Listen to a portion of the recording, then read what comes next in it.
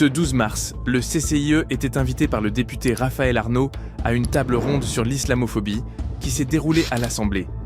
Dès l'annonce du programme, plusieurs personnalités et organisations ont interpellé la présidente de l'Assemblée pour interdire l'intervention du CCIE. Faire entrer ces organisations dans un débat qui serait tenu à l'Assemblée nationale, c'est évidemment une avancée symbolique très importante pour les frères musulmans qui ne se présentent jamais au grand jour, bien évidemment, et dont l'objectif, c'est quand même la prise des pouvoirs, pas du pouvoir, mais des pouvoirs dans les différents secteurs de la société. Une table ronde avec le collectif contre l'islamophobie en Europe, avatar à peine déguisé du CCIF, dissous en 2020 pour propagande islamiste.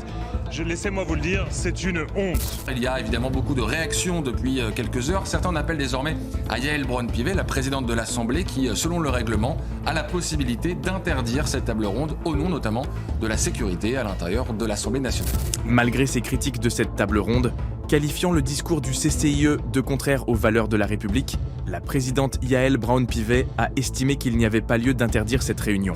Excédés par le maintien de l'intervention du CCIE, les députés UDR Hanan Mansouri et Charles Aloncle ont tenté de faire un coup médiatique en s'introduisant dans la réunion pour y troubler l'ordre public, ce qui leur a valu un avertissement de la part de la présidente de l'Assemblée. Suite à cet incident, la présidente du groupe La France Insoumise, Mathilde Panot, a adressé un courrier à Yaël Braun-Pivet dénonçant l'intimidation physique et le comportement perturbateur de ces députés de droite et d'extrême droite. Malgré les volontés de perturber cette table ronde, elle s'est très bien passée, même mieux que bien passée.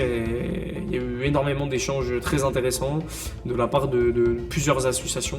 On était plusieurs organisations de jeunesse à dire qu'on voulait s'impliquer sur cette question de l'islamophobie, parce qu'aujourd'hui ça va être une question centrale. Pourquoi l'islamophobie ? Parce qu'aujourd'hui c'est le seul biais avec lequel l'extrême droite arrive à s'imposer partout dans la société. Un des seuls biais, en tout cas, l'extrême droite arrive à s'imposer partout dans la société en dehors de seulement les cadres de l'extrême droite. Et on a une islamophobie qui est reprise encore une fois jusqu'au plus haut sommet de l'État. Et d'ailleurs on a un ministère de l'Intérieur qui aujourd'hui gonfle un peu les pecs en disant là, il y a moins 25% de violences ou d'actes anti-musulmans et musulmanes. Bien pratique, puisque vous avez dissous une des seules organisations qui permettait de recenser correctement tous les actes islamophobes qu'il pouvait y avoir.